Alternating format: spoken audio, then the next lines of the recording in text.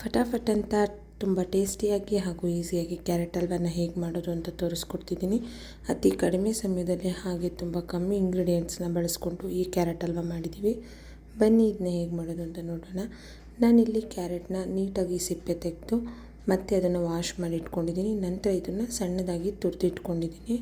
ತುರಿದಿಟ್ಕೊಂಡಿದ್ದಾದಮೇಲೆ ನಂತರ ನಾನಿಲ್ಲಿ ಒಂದು ಬಾಣಲಿನ ಇಟ್ಕೊಂಡು ಬಾಣಲಿಗೆ ತುಪ್ಪ ಹಾಕೋತಿದ್ದೀನಿ. ತುಪ್ಪ ಬಿಸಿ ಆದ ನಂತರ ನಾನಿಲ್ಲಿ ಗೋಡಂಬಿ ದ್ರಾಕ್ಷಿನ ಹಾಕ್ಕೊಂಡು ಚೆನ್ನಾಗಿ ಫ್ರೈ ಮಾಡ್ಕೊತಿದ್ದೀನಿ. ಗೋಡಂಬಿ ಸ್ವಲ್ಪ ಫ್ರೈ ಆದಮೇಲೆ ನಂತರ ನಾನಿಲ್ಲಿ ಒಣ ದ್ರಾಕ್ಷಿನ ಹಾಕ್ಕೋತಿದ್ದೀನಿ. ಇವಾಗ ಇವೆರಡನ್ನೂ ಫ್ರೈ ಆದಮೇಲೆ ಒಂದು ಸಪ್ರೇಟ್ ಬೌಲಿಗೆ ಎತ್ತಿಟ್ಕೊತಾ ಇದ್ದೀನಿ. ಫ್ರೆಂಡ್ಸ್, ಯಾರೆಲ್ಲ ನನ್ನ ಚಾನಲ್ನ ಸಬ್ಸ್ಕ್ರೈಬ್ ಮಾಡ್ಕೊಂಡಿಲ್ಲ ಪ್ಲೀಸ್ ಸಬ್ಸ್ಕ್ರೈಬ್ ಮಾಡ್ಕೊಳ್ಳಿ. ಹಾಗೆ ಪಕ್ಕದಲ್ಲೇ ಕಾಣೋ ಬೆಲ್ ಐಕಾನ್ ಕೂಡ ಕ್ಲಿಕ್ ಮಾಡಿ. ಇದರಿಂದ ನಾನು ಯಾವುದೇ ಹೊಸ ವೀಡಿಯೋ ಅಪ್ಲೋಡ್ ಮಾಡಿದಾಗ ಫಸ್ಟ್ ನೋಟಿಫಿಕೇಷನ್ ನಿಮಗೆ ಬರುತ್ತೆ.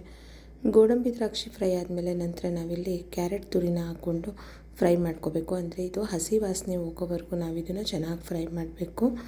ಸ್ವಲ್ಪ ಹೊತ್ತು ಫ್ರೈ ಆದಮೇಲೆ ಲಿಡ್ನ ಕ್ಲೋಸ್ ಮಾಡಿ ಒಂದು 5ರಿಂದ 10 ನಿಮಿಷ ಇದನ್ನು ಬೇಯಿಸ್ಕೊಳ್ಳೋಗ್ಬಿಡೋಣ.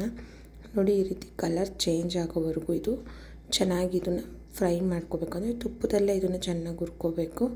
ತುಪ್ಪ ಇಷ್ಟ ಇಲ್ಲ ಅಂದವರು ಎಣ್ಣೆ ಕೂಡ ಬಳಸ್ಬೋದು, ಬಟ್ ತುಪ್ಪ ಹಾಕೋದ್ರಿಂದ ಟೇಸ್ಟ್ ತುಂಬ ಚೆನ್ನಾಗಿರುತ್ತೆ. ಇವಾಗ ಇದು ಒಂದು ಅರ್ಧ ಭಾಗ ಬೆಂದ ನಂತರ ನಾನು ಇದಕ್ಕೆ ಹಾಲನ್ನ ಹಾಕೋತಿದ್ದೀನಿ. ಹಾಲನ್ನ ಹಾಕ್ಕೊಂಡು ಇದು ಕಂಪ್ಲೀಟಾಗಿ ಹಾಲಲ್ಲಿ ಚೆನ್ನಾಗಿ ಬೇಯಬೇಕು. ನಂತರ ನಾನು ಇದಕ್ಕೆ ಸಕ್ಕರೆನ ಹಾಕೋತಿದ್ದೀನಿ.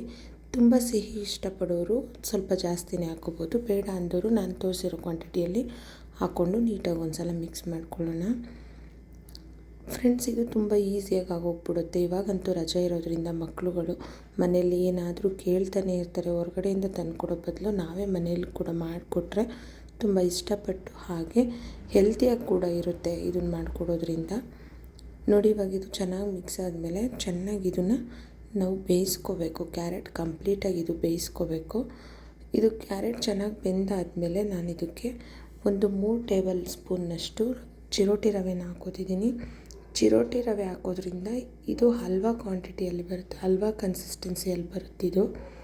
ಆದ್ದರಿಂದ ನಾನು ರವೆ ಕೂಡ ಹಾಕೋತಿದ್ದೀನಿ. ಬೈಂಡಿಂಗ್ ಚೆನ್ನಾಗಿರುತ್ತೆ ಅಂತ, ಟೇಸ್ಟ್ ಕೂಡ ತುಂಬ ಚೆನ್ನಾಗಿರುತ್ತೆ.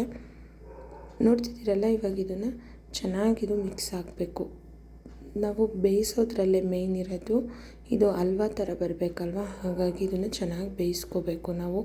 ಹಾಲು ಸಕ್ಕರೆ ತುಪ್ಪದಲ್ಲಿ ಕ್ಯಾರೆಟು ಚೆನ್ನಾಗಿ ಬೆಂದರೆ ಟೇಸ್ಟ್ ತುಂಬ ಚೆನ್ನಾಗಿರುತ್ತೆ.